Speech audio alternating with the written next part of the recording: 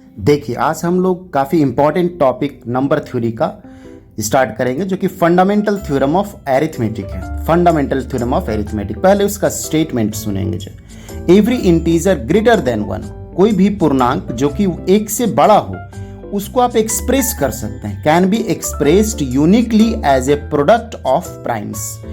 Prime number के product में, prime number के गुणनफल के रूप में किसी भी इंटीजर को आप अभिव्यक्त कर सकते हैं, बशर्ते वो इंटीजर 1 से बड़ा हो, एक तरह से। जो ठीक है, तो ये स्टेटमेंट होता है जो कि काफी इंपॉर्टेंट क्वेश्चन रहता है और एग्जाम में अधिकतर ये आपका आता रहता है। ये नंबर थ्योरी का क्वेश्चन है जो कि नए सेमेस्टर में जो है इसको ऐड किया गया है। अब इसका प्रूफ हम लोग जो है पढ़ेंगे।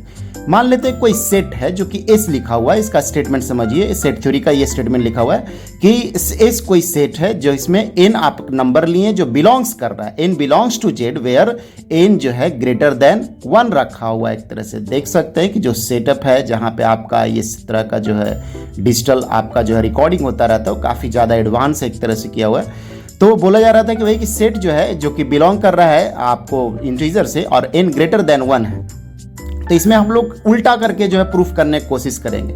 तो उल्टा करके ये कि सेट में जो है एक फाई एलिमेंट है जो कि प्रोडक्ट के रूप में, प्राइम के रूप में व्यक्त कर सकते हैं। अब उल्टा व्यक्त करने का, प्रूफ करने का मतलब ये होता है कि हम लोग विरोधाभास चीज मानेंगे। कि मान लेते हैं कि नहीं है, तो नहीं है तो कुछ ऐसे चीज़ों को जाके प्रूफ कर देंगे जो कि वास्तव में होता है, तो ये कंट्राडिक्शन हो जाएगा, विरोधाभास हो जाएगा एक तरह से। ऐसा सिचुएशन आप ज्योमेट्री में भी पढ़ते हैं। तो हम लोग मान लेंगे कोई सेट है जिसमें वो फाई नहीं है उस तरह का, तो हम लोग मानते हैं कोई एम नंबर है जिसको आप लिख सकते हैं प्रोडक्ट के रूप में m इंटू 1 के रूप में। जो m इंटू 1, जहाँ पे m जो है प्राइम नहीं है एक तरह से, जो ये मान रहे हैं कंपोजिट है, तो जाहिर सा बात है कि m यदि कंपोजिट है तो उसको अलग अलग फैक्टर के रूप में तोड़ सकते हैं। तो मान लेते हैं p और q के रूप में तोड़ दिए, जहाँ पे m is equal to p q को लिख सकते हैं। तो पी क्यू जो होगा वो डिवाइजर होगा m का। यदि तोड़ करके लिखते हैं किसी चीज का तो डिवाइड कर देगा अपने बड़े नंबर को, m को।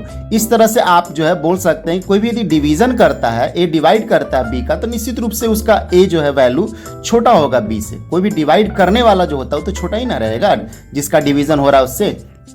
ये बात को बोल रहा है। तो इसका मतलब p जो होगा छोटा होगा m से और q जो होगा छोटा होगा m से। ध्यान से सुनते हैं इस चीज के बारे में। जो इस तरह से आप बोलते हैं कि m जो है बाई चॉइस आप कोई चुने जिसमें p जो है वो एलिमेंट नहीं है इसका, उस सेट का जो है, q भी एलिमेंट नहीं है उस सेट का। इसका मतलब p और q दोनों को एक्सप्रेस कर सकते हैं as a product of primes.